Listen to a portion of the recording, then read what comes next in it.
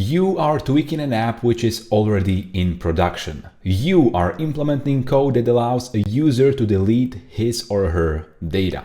All of a sudden, you realize that you made a huge mistake. By providing a wrong ID, you accidentally deleted data of an actual user. Horror stories like this can truly become a reality if you don't have separate production and development environments. Thankfully, it's very easy to set all of this up with Codemagic, which is a CI/CD service dedicated specifically for Flutter apps. Hello, welcome to Coder, where you are getting prepared for real app development so that you will get freelance clients or a job and be confident about the apps you built. So subscribe and hit the bell to join us on our quest for becoming in-demand Flutter developers. When Codemagic reached out to me to sponsor this video, there was just no other possible answer than yes. That's because I use their services on a daily basis and they are truly the leader when it comes to continuous integration and delivery for Flutter apps, so I can truly recommend their services. Now let's get on to the actual tutorial to set up environments with Codemagic so that you will not make such horrible mistakes as, for example, deleting actual live user data. Environments can be used for just about anything. So, for example, for supplying different Firebase configuration file so that you will have a different Firestore database for production application and a different one for while you are still in development. Then you can also use different environments for changing the UI and even the logic. So to keep this tutorial in a reasonable time span, we are not going to deal with Firebase, but we are going to instead create environments for a counter application. But seriously, have you never wanted to change the increment amount from 1 to 5 by reading a configuration JSON file? Well, if you didn't, now you'll see what you missed. So right over here on this emulator, we are currently running an instance of a development environment app, which increments the counter by 5. And as you can see, there is some sort of a revealed secret and it says dev at the start.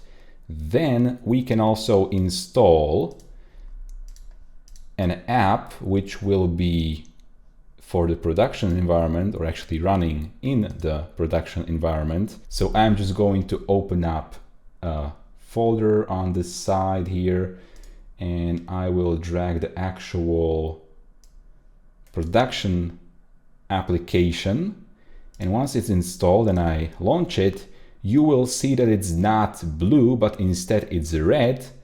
It's incrementing the counter by just 1 and not by 5, and also the secret at the start contains the prod for production and not dev.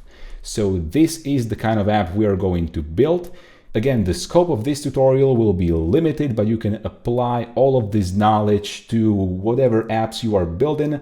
We're going to really take a look at how to supply a configuration file, a configuration JSON file to your app, and also how to set up different environments which you can then later on use for something like dependency injection. So we're going to check out all of this in this tutorial.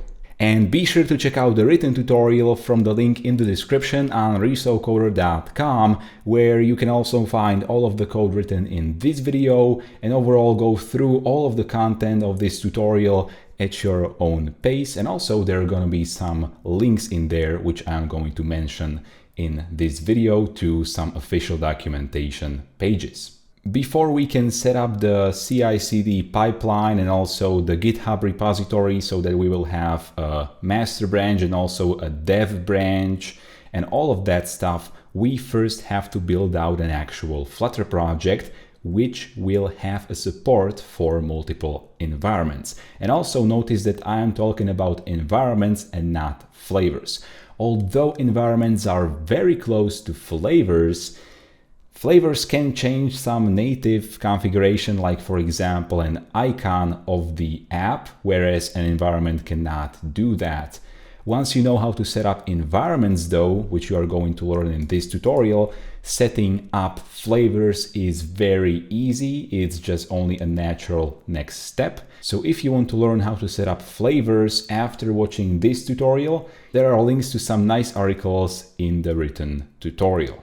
So, as you already know, we are going to build another variant of the counter app. The UI code will remain fairly unchanged. It's actually going to look pretty much like when you create a new default Flutter app, but it's going to be a bit different. So let's actually see what kind of differences there are going to be.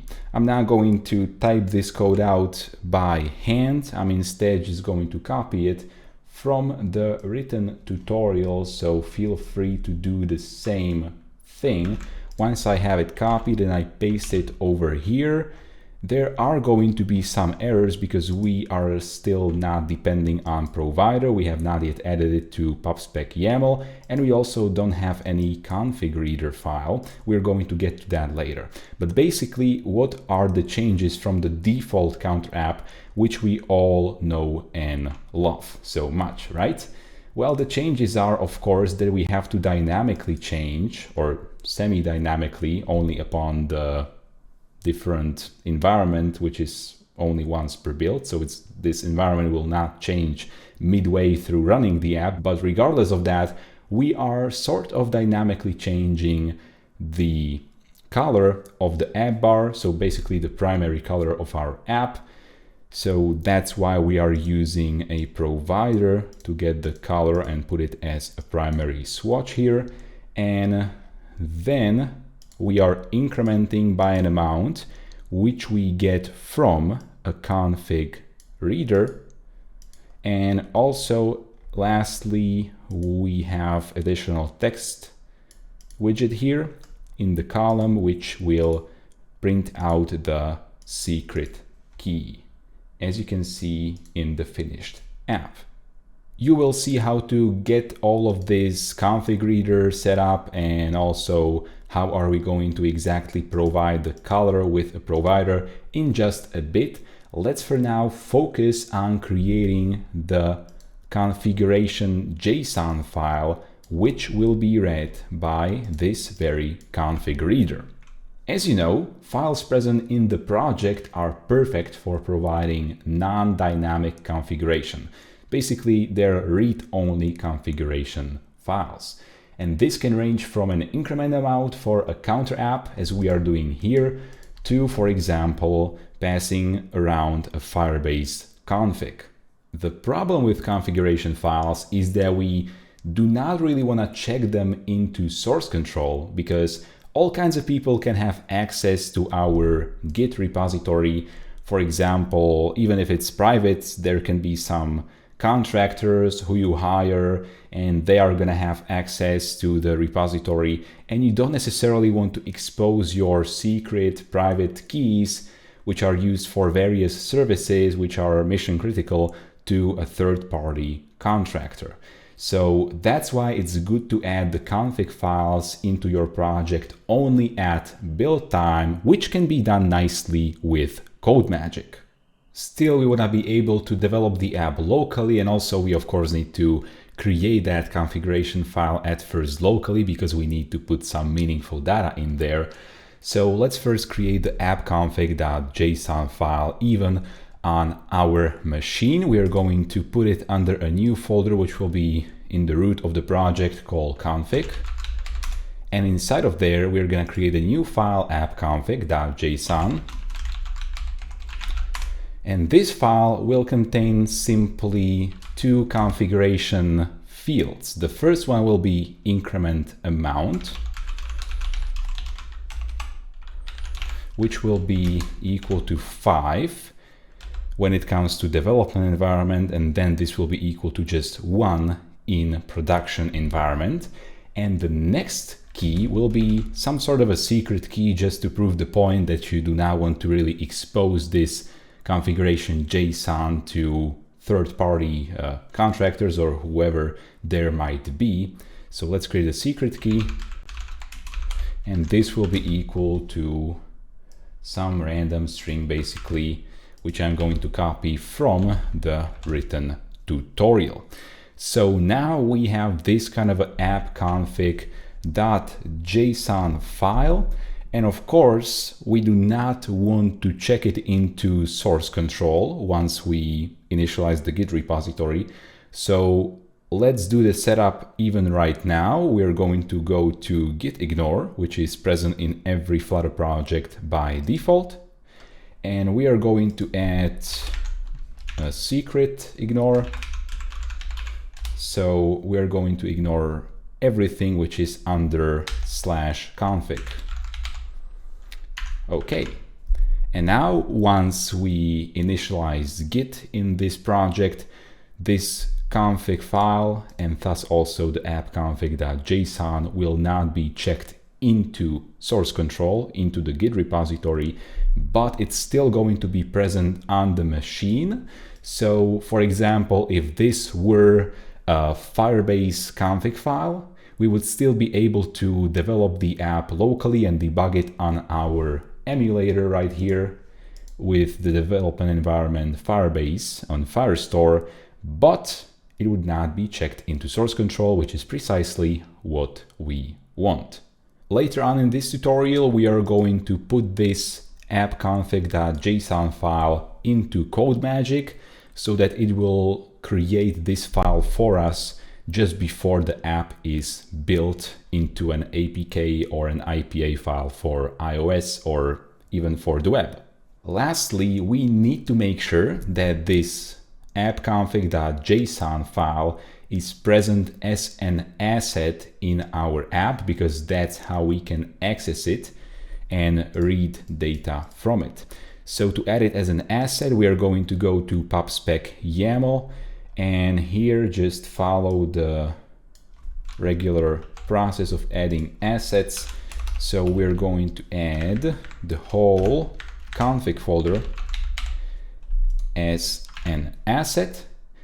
And while we are at it, let's also just add the provider package as a dependency. The current version of provider is 4.0.4. That's because we are gonna use provider to provide the color for the theme, the primary color. And also, you might be thinking that, all right, we are setting up the app config.json as an asset, but this app config.json will not be in the project actually, because it's not gonna get checked into the Git repository. So how is going to Codemagic know to use this app config.json as an asset when it's not going to be in the repository, right? Well, the answer is that Codemagic will add this file for us precisely into this config folder. And then when the project will be built by Codemagic, the Flutter pub get command will be run automatically. So it's going to synchronize all of the assets while the app is being built. And we are going to be able to use this app config.json as an asset without any kind of an issue. Okay, so now we know about the structure of the app config.json file. Let's create the config reader class, which will read the get increment amount and also the secret key. And also I just remembered that this should not be called main.dart because we are going to move around the main function elsewhere. This should actually be called app widget.dart. All right, because this file currently does not contain a main method. We're going to create main files in just a bit because we will need to have multiple main files actually in order to facilitate multiple environments. But first, let's ignore what I just said and focus on the config reader. So let's create a new file under lib config reader.dart. And inside of here, we will have an abstract class config reader, which I'm actually going to copy from the written tutorial to which you can get from the link in the video description. And I'm just copying it because this is not really important to what we are trying to accomplish with this tutorial. This is not a tutorial about how to read something from the assets, but instead this is a tutorial on how to set up multiple environments. So in just a brief overview, we have an initialize method which will need to be called from the main method before the app is actually run. And this just loads the appconfig.json from the assets by using this root bundle object asset bundle and puts it into this static private config map. And then whenever we call get increment amount, we are going to read that amount from the map, and similar thing applies to the secret key. We just read it from the preloaded map, which we have gotten from the appconfig.json file. So this is the implementation of the config reader, and again you can get it from the written article. So with this we have just accomplished that we can finally read the get increment amount and also get secret key. But still, we are not providing a different color to the My App widget. And sure, we could just again create a different configuration field in here. For example, something like color will be red and so on, or whatever. This should be probably a string. We could do that, of course, but I want to show you another way in how you can provide different environment configuration to your app. And that other way is not by using yet another configuration field, but instead by using separate main files and then also some sort of a constant string or maybe even an enumeration which you are going to pass around your app. So what do I mean by that? Well, if you are not aware of it already, if you try to run a Flutter app, or for example even build a Flutter app, so Flutter build APK, you can then provide a target. And this target, by usual, is lib/main.dart. This is the usual stuff. You usually really have just one main method and main file in your Flutter project. But you can of course change this target manually to be main.dev.dart or main.prod.dart. And when you start running the app through different main files, what you can do is that you can provide some specific configuration for each and every main file, which will then be presented in, for example, passing a different color to the main app widget. So let's do just that. Let's set up multiple environments and multiple main files. Firstly, though, we need to have something to actually pass from those multiple main files. And that something, as I have already briefly mentioned, can either be an enumeration, or in our case, we are just going to create an environment constant string, or actually two strings to be more precise. So let's create a new file, environment.dart, and inside of it we are going to have an abstract class environment, which will hold static const dev. It's gonna be equal to def, and then similarly prod, which will be equal to prod, and we are going to pass these two constant strings around so that we will come to the effect of having different color of the app bar and also of the floating action button.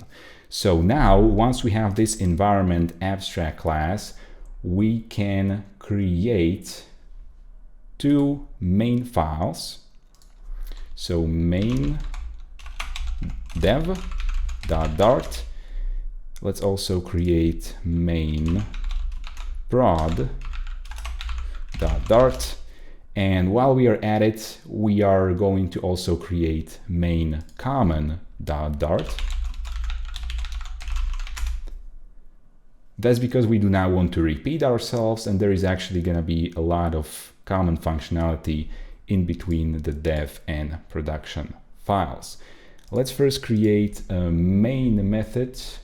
Inside the main common file, it will return future void because it's going to need to be asynchronous, because we want to call config_reader.initialize, which is an asynchronous method.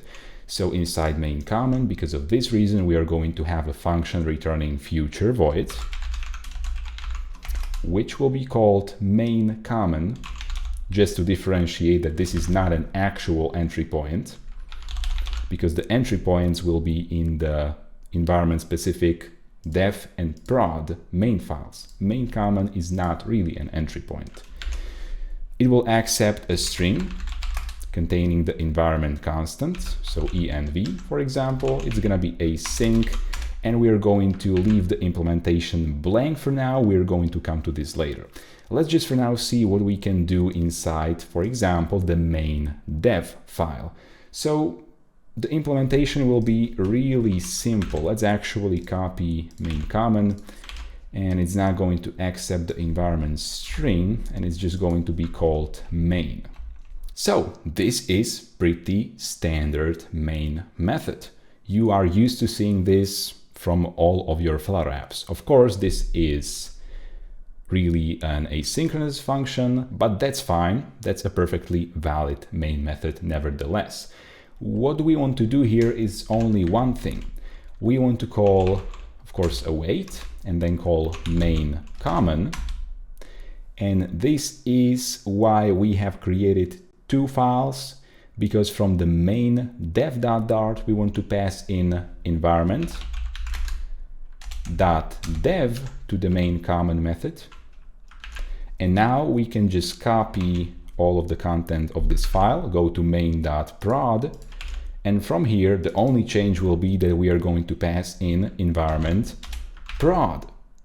So really, these two files are very similar, but we are passing different environment to the common method. And what do we want to do from the common method? Well, first, because it's asynchronous, we definitely want to call widgets flutter binding .ensure initialized. You just need to do this whenever you have any kind of an asynchronous code going on in your main method. And then, of course, we mustn't forget to initialize our config reader. So let's just call config reader, dot initialize, and also await its initialization. And once we have that, we can now grasp this environment string and do some logic with it. So for example, we are going to have a switch statement, and because I do not really want to bore you to death by writing out the long switch statement, which Dart unfortunately has, I'm just going to paste it from the written tutorial. So basically we have a switch statement which checks if the environment passed into this function is development. The primary color will be set to blue, otherwise it's gonna be red. And then of course, because we are inside the main method, we need to call our trusted friendly method called runApp.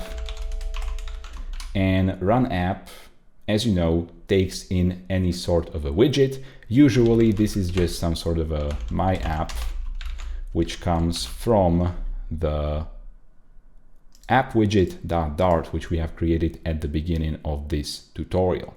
But because we want to provide some color to this my app widget, we also need to wrap this widget instantiation inside another widget, which will be provider. Provider.value, to be more precise, because we already have a value, we do not need to instantiate a new one and then later dispose of it. So that's the perfect use case for the provider.value named constructor. And the value which we are going to provide down the widget tree is going to be our primary color, of course. So once we have this all sorted out, we can now successfully run the app locally, and it's going to run under development environment. Or is it really? Because we do not have the usual main.dart file. So trying to run the app now will actually result in a problem, because we need to set value in your launch config because it just cannot find the usual main.dart file. So as I have already mentioned, building a Flutter app to an APK or to an IPA for iOS or to whatever, you can provide a target. You can do a similar thing when you are just running the app. So Flutter run, and you provide the target also. But how can you provide a different target when you don't want to run your Flutter app through the command line, but instead you want to run the app through something like VS Code? Well, you can set up these launch configuration under VS Code launch.json. So usually this is the default launch configuration, but we instead want to have, in addition to just these three fields, name, type, and request, also a field called program, which will point to the main file. So this first configuration will be for the development environment. So let's call it Flutter dev. And we're going to point to lib/main dev.dart. And now let's just copy this first configuration, paste it below. This one will be for the production, or just prod for short. And it's going to point to main prod.dart. So with this done, we now have set up the configuration of the launch for VS Code. And by the way, similar thing is also possible if you are using IntelliJ or Android Studio, and a link to the appropriate documentation for those IDEs is available from the written tutorial. So with this done, we can now run the app by going to the debug tab, and we can actually select in which configuration we want to run. So let's now run in the development configuration. And once we run it, everything is going to work just fine. We have the app running under the development environment, and we can increment by 5, which is nice. And when we stop it and change to production environment, so Flutter prod, and run the app again, of course, we are still going to increment the counter by 5 because we are not yet changing the JSON configuration file. We're going to change that later on, but the primary color used for the app bar will indeed change because we are checking for the color inside main common, and if the environment is prod, we change it to red. So if we open up the emulator now, we can see that the color is indeed red. All right, so we have this almost all set up. We are going to get to setting up the Git repository and also the Codemagic project in just a bit. But first, we can see that we have a failing test, or actually test with errors. That's because we have changed a bunch of things in the process, and this does no longer point to the correct files. Actually, we are going to completely replace this widget test with a very simple, just completely fabricated test, which is just going to assert that 1 + 1 is 2, and if I'm not mistaken, this test should always be passing. So yeah, this is just a completely fabricated test to prove the point, because we actually want to be able to see a nice green passing test in Codemagic CI/CD, because of course, what kind of a CI/CD service would it be if it didn't run your tests, right? So Codemagic can run your tests, also integration tests and widget tests can be run on Codemagic. in this tutorial, we are just going to be okay with this kind of a simple nonsensical test which we have created right here. So let's call this file example test.dart. All right, so with all of these changes, we have just set up our project. And again, if you want to go through this at your own pace, all of what we have done is available in the written tutorial, to which you can get from the link in the video description. Let's now set up the Git repository so that we will have a master branch and also a dev branch. And we are going to create the app and actually build the app under the development environment when we push commits to the dev branch.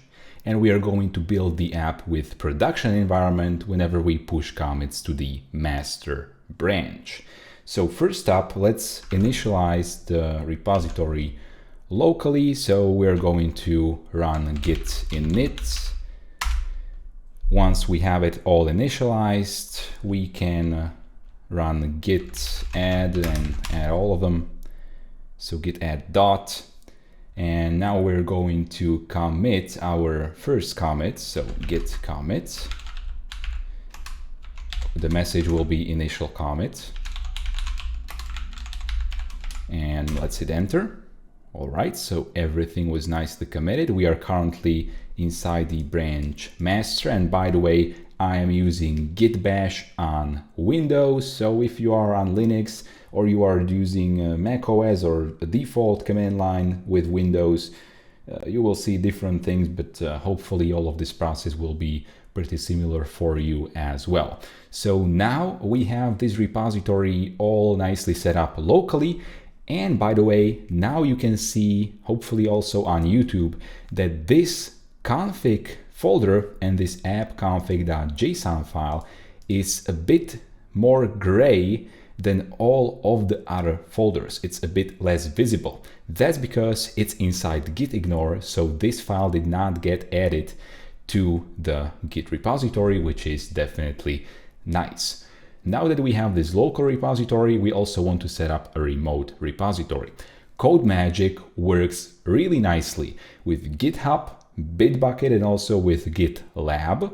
And also it can do stuff with some other remote repository providers, like for example, Google Cloud Source. But GitHub, GitLab, and Bitbucket are really tightly integrated and they work amazingly well. So we're going to set up a GitHub repository, of course, because that's where I operate, if you have not yet noticed. So let's go into the ResoCoder organization here, and I'm going to create a new repository right on camera. So we're going to create, for example, environments with Codemagic tutorial, environments in Flutter, maybe environments in Flutter. Yeah, it's kind of a long name, but whatever. Environments in Flutter with Codemagic tutorial. All right, so this is definitely a good repository name. We're going to make it public and yeah, just leave everything as it is. Let's create the repository right now. And you can see that now we can copy this repository's URL.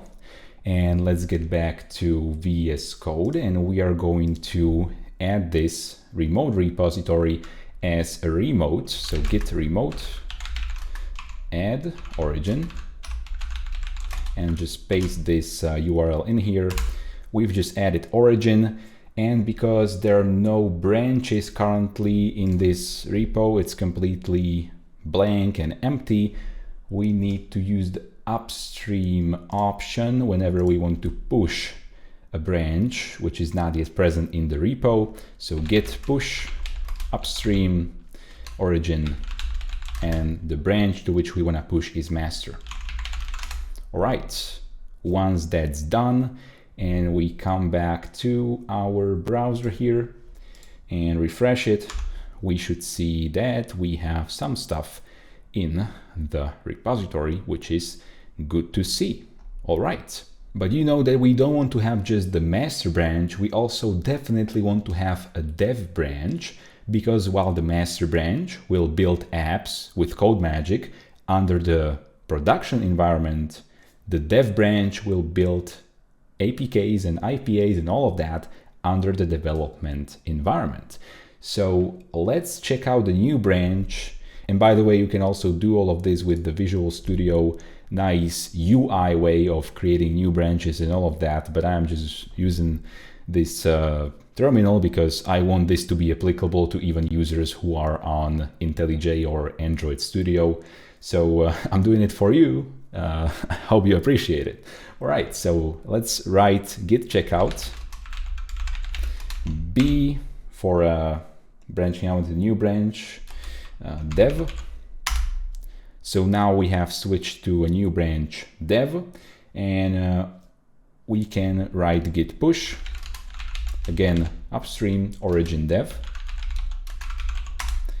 And with that, we have just two identical branches with the same exact code present on GitHub, right? So we can see that we have master and dev containing only one commit, which is the same precise commit. And now let's get on to setting up Codemagic so that we can utilize all of these multiple branches and environments and actually put everything together, glue it nicely together, and build out APKs, which will be under different environments based on the branch to which we have pushed the code. To set up Codemagic, you want to go to codemagic.io. Link is also in the video description. And if you don't have an account currently, you want to sign up. Of course, I do have an account, so I'm just going to log in. And you can log in with GitHub, Bitbucket, GitLab, or you can also use their GitHub app, which is something similar to GitHub login, but you can grant access only to specific repositories. So if you are working on an organization and you want to grant access only to one repository, then using GitHub app is probably the good way to go. However, I'm just going to use the default GitHub login here. Now that we are inside Codemagic, we can see that we have our environments repository somewhere in here. Yeah, I have a lot of repositories here because ResoCoder has a lot of tutorial repositories. What do I have to say about it, right? So once we find our repository which we want to configure with Codemagic, we want to hit this gear icon.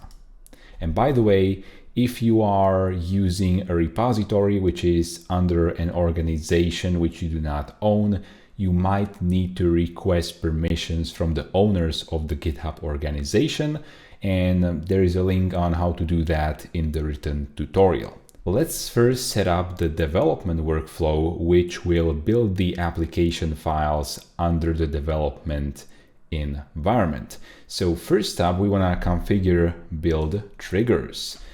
We want to trigger a build whenever something is pushed. So trigger this thing, trigger on push, on the dev branch. So we want to add the pattern for including the source of dev branch, trigger on push, and now hit save. This is only the first step. The next step is actually configuring environment variables. As you know already, we have this appconfig.json file present over here, but it's not checked into the source control. It's not present on GitHub. We want to get this file over to our project and build it into the finalized APK or IPA file through the magic of Codemagic's environment variables. However, you cannot just simply put a JSON file directly into Codemagic as a file.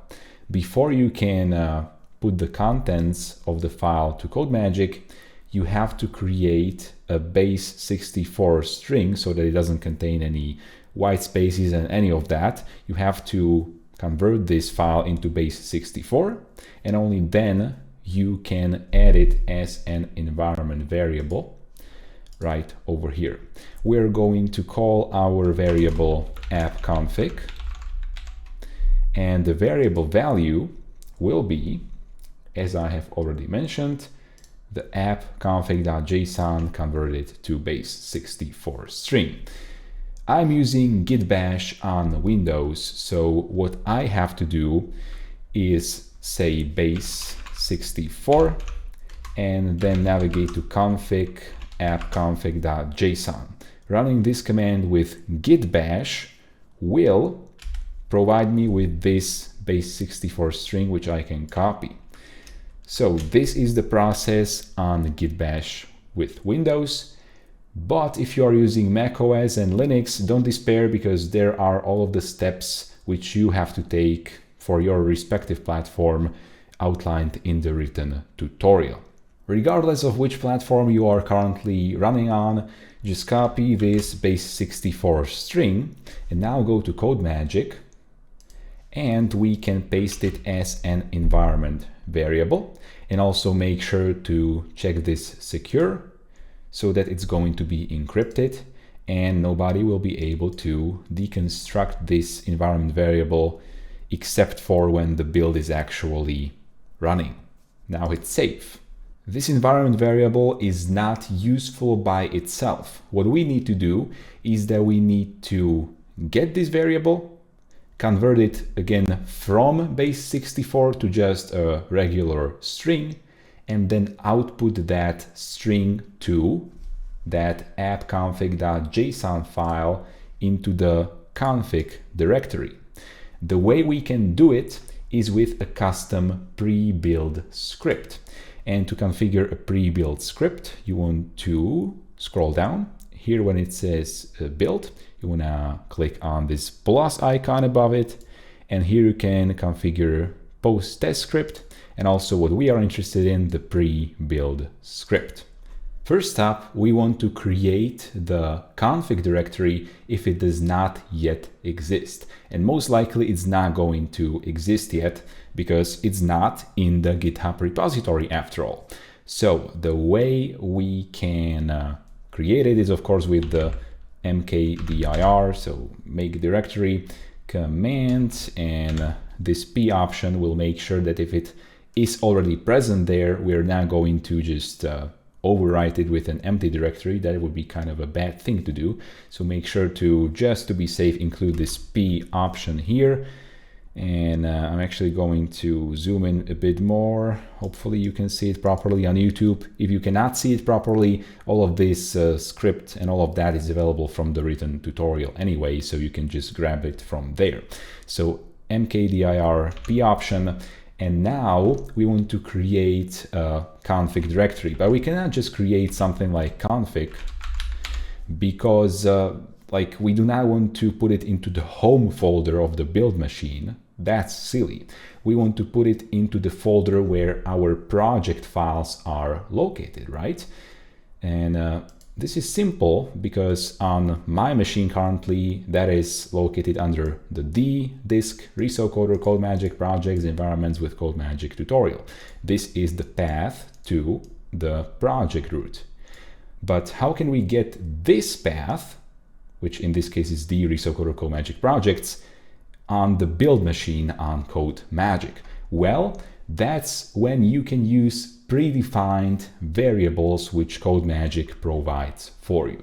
So to get to the root of the project on Codemagic as it's building, you want to use the fci _build _dir, and this will grant you the path to your project on the Codemagic's build machine. Once this directory is created, we can now echo, so write out the app_config environment variable. This is the variable we have just created, and then whatever is in the memory, basically we want to take that, so this column, or however you call it, this OR sign, vertical column, you want to convert it or decode it from base 64. So base 64 decode, and whatever is decoded should be output into, again, fci build dir /config, and the file name to which we want to output it is appconfig.json. Cool, so basically what we did here is that we are now sort of dynamically creating the appconfig.json file just before the build is kicked off with this pre-build script. And lastly, we also need to set up the actual build stuff here, and also it wouldn't probably hurt to also set up the tests. So when we click on this test tab, we want to enable Flutter Analyzer so that you will get the static analysis. And when you are using custom analysis options file, about which you can check out the tutorial from the card in the corner, those analysis options will also get taken into account. So you will be able to lint your code precisely how you want it to be.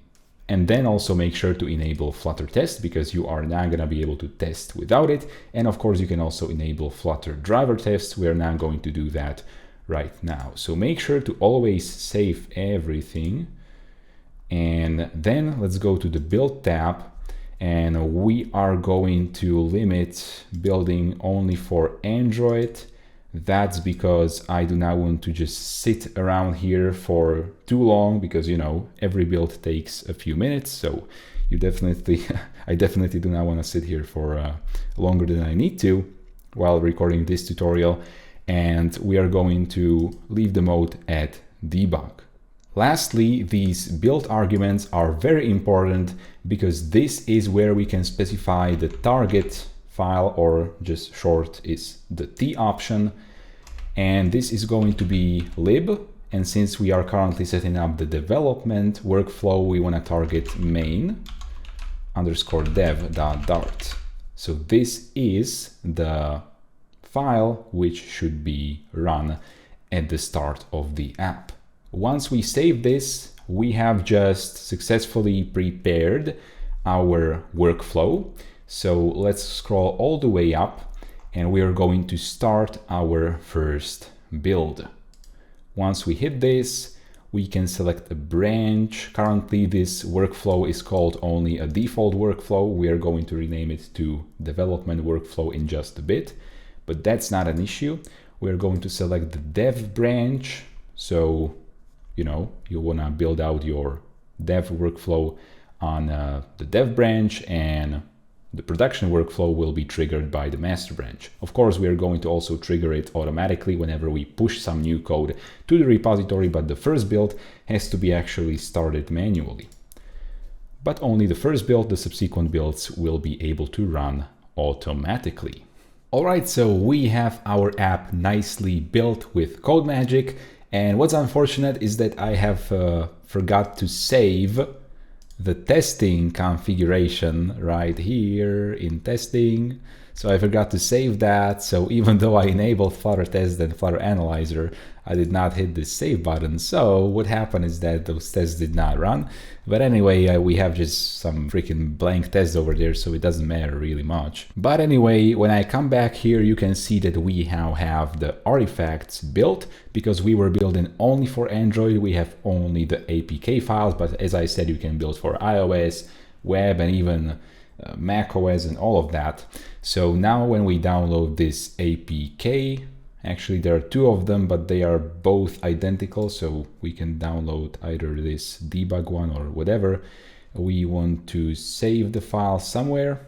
Okay, so here we go. We have the app debug APK file. So now when we go to the emulator and close our app here and we try to install it, it should get installed, hopefully. Nope, it's not going to get installed. That's because we need to uninstall the environments or something app from here. Yep, this one. We need to uninstall it because we have not changed the version of the app, and the bundle ID for the app is the same, so you cannot have two versions of the same app on your device. That kind of makes sense. So once we have uninstalled the already present app, installing will go just fine. We can now launch it, and it's going to run under the development environment. And as you can see, we can increment by 5 just fine. And if you take a look, of course, in the GitHub repository, if I navigate back there, all right, in the GitHub repository, you can see that we indeed do not have any sort of a config directory at the root of our project, but we are able to read that configuration file. So what must have happened is that, of course, Codemagic worked and it added that app.config.json file just before the app was built, because now we can read it and we can also see the secret is dev, extremely secret stuff which you cannot put into the source control. So that's awesome. Now we have only built the app under the development environment. We have configured the development workflow. So now let's go back, and we are going to also configure the production workflow. But don't despair, because we won't need to configure all of this again manually. What we can instead do is that we can scroll up. First up, we are going to rename the default workflow to development workflow. Development workflow. Save that. And now we can just duplicate this workflow, rename it to production workflow. And once we have that, we're going to save it and just change the build triggers from dev to master. Save that and make sure to hit save so that all of the changes are going to be actually persisted at the Codemagic side. Then what we definitely need to change is this environment variable, because now we have app config, which holds the increment amount to be 5, and also the secret key is dev. But under production environment, we want to increment the counter only by 1, and the secret key should hold prod, right? So we have just changed the app.config.json locally, and we again need to run the base64 command to get the base64 interpretation of this JSON text file. So now copy this base64 string, and we are going to paste it again as an environment variable over to Codemagic. So app config should again be its name, and paste it here, this base64 string. Again, tick secure, add it there, and make sure to save the environment variable. Lastly, we do not need to change anything regarding to tests, so we can leave it alone. Pre-built script can remain the same, and what we need to change definitely is that we're going to change the build argument to target main.dart, because we want to have the app bar color to be red and not blue, and this changes with our custom environment constants, which we pass from the main prod.dart file. We are still going to leave the mode at debug, because when we would change the mode to release mode of the app, that would require us to provide custom app signing keys for Android. So we would need to create a key store and all of that. And we do not want to go through that hassle in this tutorial because it's getting long regardless. So yeah, just save it, and we're going to pretend that we have a release version of the app, even though we are still going to have just a debug app. And then of course you can also set up all of your Android code signing and Google Play publishing and App Store Connect stuff over here. So you can set up everything with Codemagic. We're just not going to do that in this tutorial because we are focusing on something different. Right, so just make sure that everything is saved, and since we are running the production workflow, it's now live. We are listening to pushes on master. What we can now do is that we are going to go back to our project and we are going to switch to master. So now I'm actually going to use the UI because why not? So just switch to the master branch and we are going to make some really, I don't know, maybe we are going to just change the constant string to say development. So the actual functionality of the app will not change at all. It's still just a constant, which we check for in the main common.dart. So everything will work as it should. But we have just introduced a change which we can push as a new commit to master directly. Of course, you should never put or push commits directly to master. You should always create pull requests from the dev branch and so on. But you know, we are just in a simple tutorial, so we can ignore all of that stuff. So let's now push this commit. So edit or something like refactoring maybe. Wink and commit it, push it to master directly, and what's gonna happen now is that once it's pushed and we go to Codemagic, we will see a message that we have just triggered the build. All right, I'm not sure why it says it 2 times, but it doesn't matter. We have just triggered a build on the production workflow, which is nice to see. So I'll be back once this finishes. We are back, the build is finished, and now actually the tests have run as well. You can see that we have 1 passing test, which is a good thing to see pretty much always, because you want your test to be passing, and also no issues were found with the Flutter analyzer, which is also a good thing to see. And we now have again another bunch of artifacts, so we can download the app.apk from here. So save the file and then we can install it on the emulator.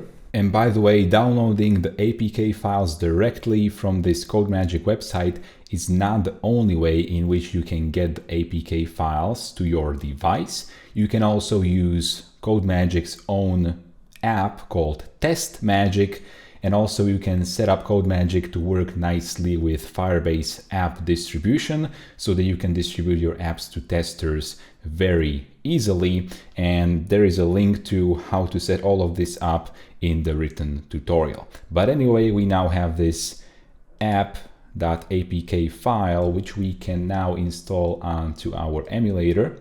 So currently it increments by 5, has this dev revealed secret, and the app color is blue. I will need to again uninstall this app because, you know, it again has the same bundle ID and the same version, because we have not changed that. But once I uninstall it and I install this production grade application and open it up, we will see that it's red. It increments by 1, not by 5, and it has this production revealed secret key. So everything works as we would expect. And in addition to what we've seen previously, this production workflow was now triggered not manually, but instead by a push to the master branch. And again, all of this would work even if you would create a pull request from the dev branch and then merge it into master branch. That is still considered as a push. And also you can set up more build triggers and go really deep into this stuff, but we are just keeping this simple in this tutorial with listening to pushes on the branch. Setting up environments with Codemagic is really a breeze, and since Codemagic is a CI/CD tool dedicated to Flutter, they're always on top of their game. And although this video is sponsored, as I told you at the beginning of this tutorial, I can really truly recommend them. I use them for multiple of my projects and their support is really top-notch. I mean, I had some issues which were not even caused by Codemagic, but I just messed something up with my pre-built script actually, and they solved it for me. So really, thanks to the awesome support. And yeah, they even give you 500 build minutes for free per month. And as you can see, this build took something like 5 minutes, 20 seconds. Most of the builds on more complex apps take around 6 minutes, and of course with iOS added on top of it, that's somewhere around like 10 minutes or so. But really, 500 build minutes per month for free, even if it takes something like 20 minutes for your app to build, that's still like 50 builds for free, even if you have some sort of a crazy app which takes long to build. So yeah, really you can go far with their free plan. And even then, if you have to buy some plan, it's not really that expensive. It's just somewhere around $19 for 500 minutes as of now. So yeah, you're not going to break the bank with their service, and it really saves you a lot of time, saves you a lot of hassle. So I recommend you to check it out. And to go through this tutorial at your own pace once again, and to get all of the code, all of the links to the documentation, all of that, check out the written tutorial available from the link in the description.